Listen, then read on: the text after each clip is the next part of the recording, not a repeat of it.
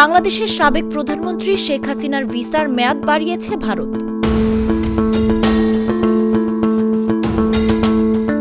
নাম প্রকাশে অনিচ্ছুক সূত্রের বরাতে বুধবার এ তথ্য জানিয়েছে ভারতীয় সংবাদ মাধ্যম হিন্দুস্তান টাইমস। খবরে বলা হয়েছে, বাংলাদেশের তীব্র আন্দোলনের মুখে গত ৫ আগস্ট ভারতে পালিয়ে যান ৭৭ বছর বয়সী হাসিনা। ওই দিন হিন্দন বিমান ঘাঁটিতে পৌঁছানোর পর থেকেই যোগাযোগ বিচ্ছিন্ন রয়েছেন তিনি। তবে সূত্রগুলো জানিয়েছে, শেখ হাসিনাকে দিল্লির একটি নিরাপদ স্থানে রাখা হয়েছে।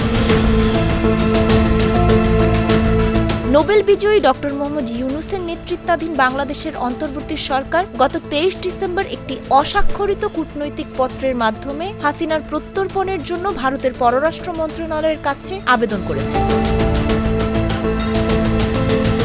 জুলাই হত্যাকাণ্ডে জড়িত থাকার অভিযোগে শেখ হাসিনার পাসপোর্টও বাতিল করেছে অন্তর্বর্তী সরকার।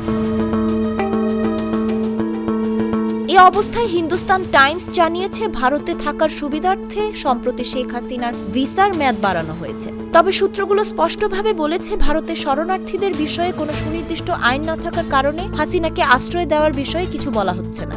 খবরে আরও বলা হয়েছে, শেখ হাসিনার ভিসার মেয়াদ বাড়ানোর সঙ্গে ভারতের কেন্দ্রীয় স্বরাষ্ট্র মন্ত্রণালয়ও জড়িত।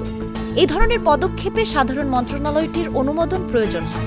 স্থানীয় বিদেশি নিবন্ধন অফিসের মাধ্যমে এই প্রক্রিয়া সম্পন্ন হয়েছে। তবে এই বিষয়ে বিস্তারিত তথ্য প্রকাশ করা হয়নি।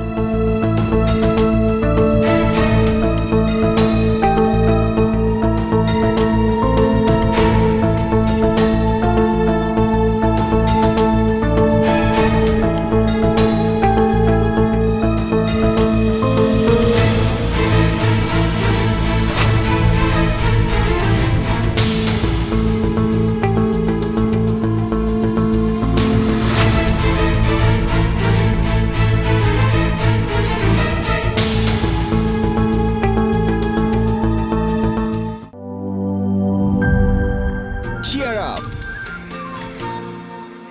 চলো উড়াই খুশি নতুনের সাথে তুলে নিয়ে হাতে। Cheer up, oh oh, cheer up, oh oh, cheer up. চুমুকে চুমুকে enjoy the life. চলো উড়াই খুশি তুলে নিয়ে হাতে।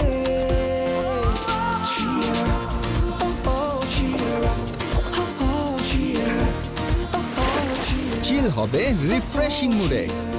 চিয়ার আপ, চলো উড়াই খুশি।